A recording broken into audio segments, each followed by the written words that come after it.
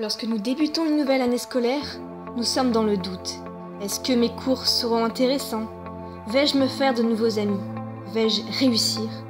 Puis les jours passent et les doutes reviennent, mais cette fois-ci en s'appuyant sur des faits réels. Votre première mauvaise note, un prof qui vous a fait une remarque, un cours auquel vous ne comprenez pas et vous avez envie de baisser les bras. Vous sentez en vous que la motivation n'est plus et qu'il va falloir du temps ou quelque chose de fort pour vous rebooster. Retenez une chose, c'est parfaitement normal. Nous avons tous des périodes telles quelles, mais c'est aussi ce qui sert de référentiel pour comparer avec vos moments de bonheur. Même les plus talentueux traversent ce genre de période. Moi-même, j'ai voulu stopper mes études de droit à cause d'un 3 sur 20 en droit constitutionnel, de la masse de travail à réaliser, par des cours donnés sans passion qui ne vous donnent plus le goût d'y assister, ou pire encore, avoir cette impression de perdre son temps. Samuel Beckett a dit un jour que se donner du mal pour les petites choses, c'était parvenir aux grandes avec le temps.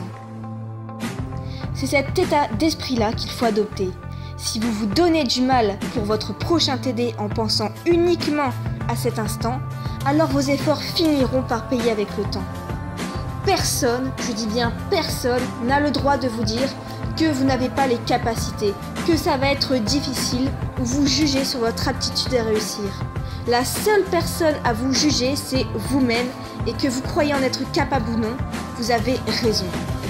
Nous arrivons bientôt en 2016. Nous ne sommes plus en 1976 ou en 1996, où un bac suffisait pour trouver du travail. Aujourd'hui, le monde du travail devient exigeant. La crise, la compétition, la réduction de personnel, la technologie, les places sont chères à prendre. Réussir, c'est de continuer à avancer là où les autres auraient déjà abandonné. Dans quel camp voulez-vous vous situer? Ceux qui n'ont pas voulu faire ces quelques efforts en plus à court terme pour galérer toute leur vie ensuite? Ou vous booster et cartonner à court terme pour ne jamais connaître de problème d'argent le reste de votre vie? La souffrance pour ce prix à payer est temporaire, mais si vous abandonnez, elle durera pour toujours. Visualisez et rappelez-vous pourquoi vous faites ces études-là. Et si je vais vous dire une chose, notre peur la plus profonde n'est pas d'échouer, mais de réussir. Mais pourquoi vous ne pourrez pas réussir et y arriver? Quand vous êtes fatigué, vous abandonnez, vous trouvez des excuses. De toute façon, je ne suis pas bon dans cette matière. Mais ça restera vrai si vous ne l'avez jamais vraiment étudié. La compétence ne peut être développée qu'avec des heures et des heures de travail acharné.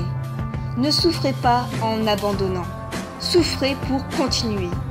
Alors maintenant, qu'allez-vous faire ?